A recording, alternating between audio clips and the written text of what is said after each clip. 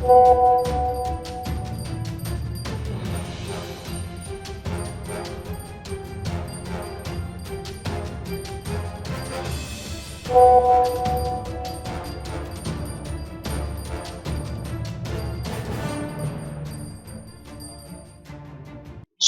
Court के chief justice CJI Chandrachud साहब उनके घर पर प्राइवेट मुलाकात के लिए नरेंद्र मोदी पहुंच गए और उसके बाद में सोशल मीडिया पर अटकलों का, सोशल मीडिया पर कयासबाजी का दौर शुरू हो गया कि क्या जिस तरीके से रंजन गोगोई ने मोदी सरकार के लिए एक बड़ा फैसला दिया जिससे मोदी सरकार को बहुत फायदा हुआ, राम मंदिर का फैसला, और उसके बाद में रंजन गोगोई चले गए राज्यसभा के अंदर, क्या उसी तरीके से एक बार फिर से हम देखेंगे कि चंद्रचूड़ साहब वो भी जा रहे हैं राज्यसभा के अंदर?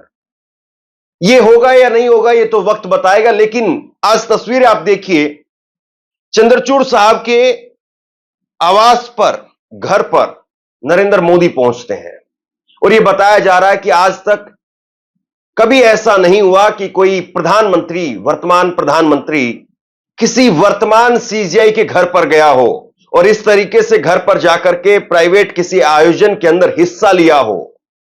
और इसको लेकर के अब तमाम तरीके के सवाल उठ रहे हैं कि क्या सीजेआई चंद्रचूड़ जो काम कर रहे थे, क्या उनके काम में निष्पक्षता बनी रहेगी?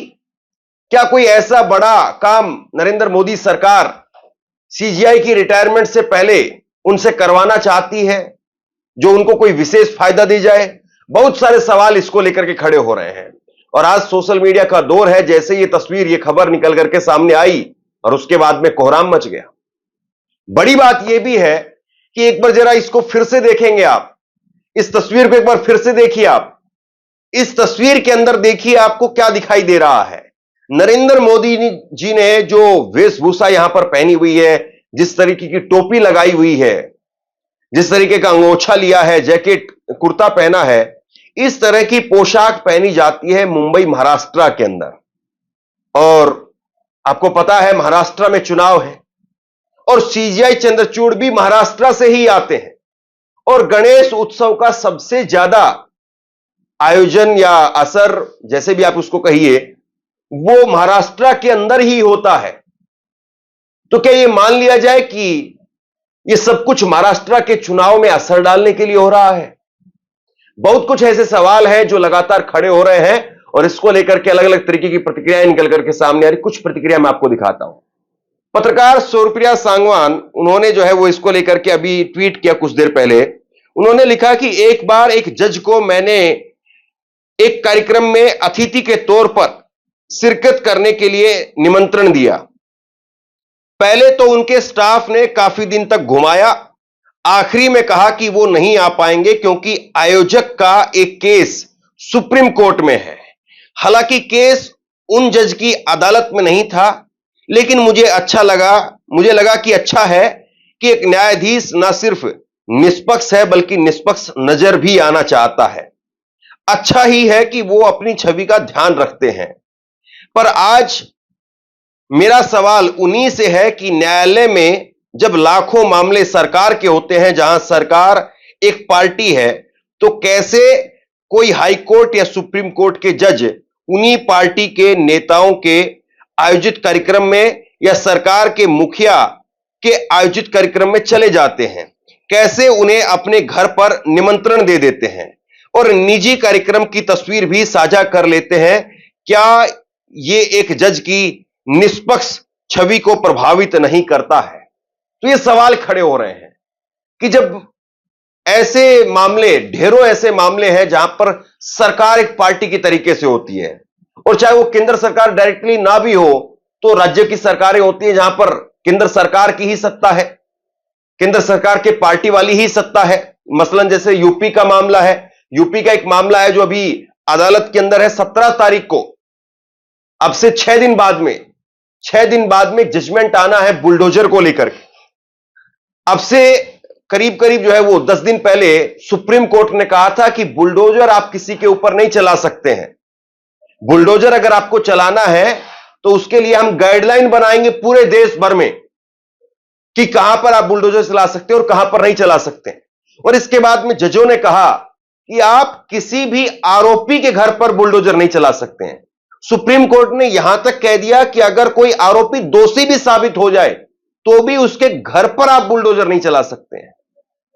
और इसके लिए हम स्पेशल पूरे देश के लिए एक गाइडलाइन जारी करेंगे। हालांकि यह मामला तो ज्यादातर था बीजेपी सरकार को लेकर के, और आपको पता है कि बीजेपी सरकारें ही जो है वो बुलडोजर को लेकर के मशहूर रही है, या बीजेपी सरकारें ही बुलडोजर को लेकर के राजनीतिक लाभ लेती रही है। चाहे वो उत्तर प्रदेश की बात करिए, चाहे मध्य प्रदेश की बात करिए, चाहे राजस्थान की बात करिए, चाहे हरियाणा की बात करिए, चाहे अब गुजरात की बात करिए। लेकिन अब उस फैसले से, उस जजमेंट से पहले नरेंद्र मोदी का सीजीआई के घर पर चले जाना, और ये तो बहुत एक तरीके से आप कह सकते हैं कि राजनीतिक तौर पर मामला है, बहुत सारे और मामले हैं, ये तो एक उदाहरण भर मैंने दिया आपको। और इसी को लेकर के प्रशांत भूषण ने लिखा है, यह चौंकाने वाला है कि सीजीआई ने पीएम मोदी को एक निजी बैठक के लिए अपने आवास पर आने की अनुमति दी। यह न्यायपालिका के लिए बहुत बुरा संकेत है। कौन कह रहा है इस बात को? प्रशांत टंडन इस बात को कह रहे हैं। और मत भूलिए कि प्रशांत टंडन ने ही सीजीआई, उस वक्त के वर्तमान सीजीआई बोबड़े साहब, उनकी एक मोटरसाइकिल पर बैठी हुई फोटो ट्वीट की थी, और जिसको लेकर के सुप्रीम कोर्ट के चीफ जस्टिस की मानहानि का एक तरीके से उनके ऊपर केस किया गया। और उसके बाद में प्रशांत भूषण ने कहा था कि ये कोरोना के समय पर सीजीआई बोबड़े जिस मोटरसाइकिल के ऊपर बैठे हुए हैं, वो मोटरसाइकिल एक बीजेपी के नेता की है। ये बात उन्होंने कही थी।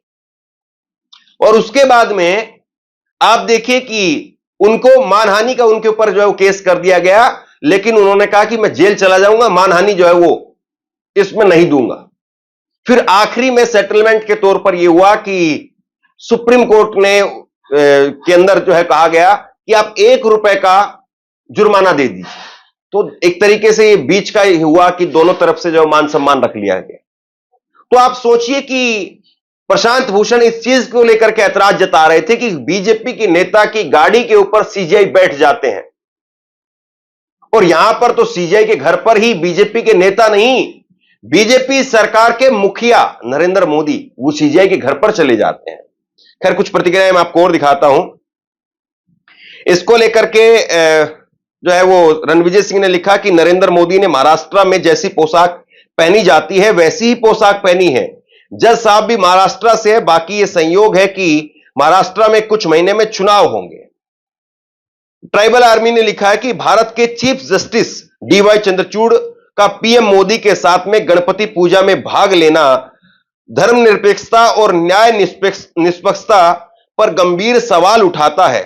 सत्ताधारी प्रमुख राजनीतिक व्यक्तियों के साथ में धार्मिक आयोजन में शामिल होना न्यायपालिका की स्वतंत्रता और विश्वसनीयता को कमजोर करता है। मतलब ये दो बातें यहां पर मेन तौर पर उठ रही है कि क्या न्याय निष्पक्ष रह पाएगा, और क्या भारत के दो बड़े सर्वोच्च पदों पर बैठे व्यक्ति, जिसमें सीजीआई हैं, जिसमें देश के प्रधानमंत्री हैं, अगर वो किसी धर्म विशेष के कार्यक्रम में शामिल होते हैं तो भारत की धर्मनिरपेक्षता को क्या कहेंगे। मान लीजिए कि कल को कोई एक ऐसा कार्यक्रम किया जाता है जिस कार्यक्रम में एक साथ जो है वो आपको प्रधानमंत्री खड़े मिले, एक साथ आपको सीजीआई खड़े मिले, और एक साथ आपको राष्ट्रपति भी खड़ी मिले, तो फिर आप क्या कहें। कुछ उसी तरीके का सवाल जो उठ रहा है। और इसको लेकर के संजय राउत ने क्रोनोलॉजी समझाई है। संजय राउत क्या कह रहे हैं देखिए आप, शिवसेना के नेता हैं। उन्होंने लिखा है कि संविधान के घर को आग लगी घर के चिराग से, ईवीएम के मामले में क्लीन चिट, महाराष्ट्र में चल रही संविधान विरोधी सरकार की सुनवाई 3 साल से तारीख पर तारीख, पश्चिम बंगाल बलात्कार मामले में सुमोटो हस्तक्षेप लेकिन महाराष्ट्र रेप कांड का जिक्र नहीं, दिल्ली मुख्यमंत्री अरविंद केजरीवाल के बेल पर तारीख, यह सब क्यों हो रहा है। क्रोनोलॉजी समझ लीजिए भारत माता की। तब सवाल ये उठ रहे हैं कि आखिरकार जो है क्या वाकई भारत के सीजीआई वो अब निष्पक्ष रहे हैं या नहीं रहे हैं, ये सवाल उठाए जा रहे हैं। इसमें कोई दो राय नहीं है कि कई सारे ऐसे मौके आए जब सीजीआई के फैसलों से मोदी सरकार फंस गई, सख्ते में आ गई। यह सही बात है, लेकिन यह भी उतनी ही सही बात है कि कई सारे ऐसे मौके आए जब देश सुप्रीम कोर्ट से आशा कर रहा था, सुप्रीम कोर्ट की तरफ बड़ी उम्मीद से देख रहा था, लेकिन उस मामले में सुप्रीम कोर्ट की तरफ से वो टिप्पणियां नहीं आई जिस पर लोग इंतजार कर रहे थे। और कई ऐसे मामले हैं, चाहे वो ईवीएम को लेकर के हों, और फिर उसके बाद में इलेक्टोरल बॉन्ड पर भी आखिरी में, शुरुआत में काफी कुछ जो है सुप्रीम कोर्ट की वजह से ही निकल करके आया, लेकिन आखिरी में जब निष्कर्ष पर लोग कुछ कॉन्क्रीट चाह रहे थे तो उस वक्त बातें नहीं हो पाई। अब इसको लेकर के प्रेम कुमार ने लिखा है कि पीएम मोदी को गणपति पूजा के लिए सीजीआई का घर ही क्यों मिला? सीजीआई चंद्रचूड़ के घर पीएम मोदी का जाना खतरनाक है। सीजीआई और पीएम के बीच में व्यक्तिगत और एकांत मुलाकात की परंपरा नहीं रही है। इसके लिए विशेष कारण स्वतः स्पष्ट है। तत्कालीन सीजीआई रंजन गोगोई और पीएम मोदी की पहली दफा यह मुलाकात में परंपरा टूटी थी जब दोनों मिले थे। उसका अंजाम कितना खतरनाक निकला ये देश से छिपा नहीं है। तो अब ये राजनीतिक प्रतिक्रियाएं आ रही हैं। शकील अख्तर ने लिखा है, ये पत्रकार है शकील अख्तर भी, प्रेम कुमार भी पत्रकार है। शकील अख्तर लिख रहे हैं कि आरती का दिया यह जलता रहे, मगर लोकतंत्र को आखिरी उम्मीद न्याय के दीप से होती है। अगर उसे बुझाने में सफल हो गए तो फिर ना लोकतंत्र बचेगा, ना देश, और ना ही देश की जनता, कोई नहीं बचेगा। तो ये बहुत गंभीर जो है वो खतरे की तरफ इशारा किया जा रहा है। आईपी सिंह ने लिखा है, कुछ बात समझ में आई मेरे देशवासियों। सुप्रीम कोर्ट के मुख्य न्यायाधीश डीवाई चंद्रचूड़ के घर प्रधानमंत्री जी, मौका गणेश पूजन का था। आपसी पीआर विधायिका और न्यायपालिका के बीच, प्रभु देश के लोकतंत्र की रक्षा करना, ऐसे दृश्य 75 साल में कभी देखने को नहीं मिले। तो अब चाहे राजनीतिक लोग हों, चाहे पत्रकार हो, राजनीतिक विश्लेषक हो, तमाम लोग इस मुलाकात को लेकर के सवाल उठा रहे हैं कि क्या वाकई सीजीआई अब कोई ऐसा बड़ा काम नरेंद्र मोदी की सरकार चाहती है जो उनके हक में आ जाए, कुछ उस तरीके से दिखेंगे, या सीजीआई की निष्पक्षता को लेकर के जिस तरीके से देश के लोगों ने बुरी बुरी प्रशंसा की है, और मैंने खुद अपने इसी ऑनलाइन न्यूज इंडिया चैनल पर खूब जो है वो सीजीआई के फैसलों को लेकर के सराहना की है।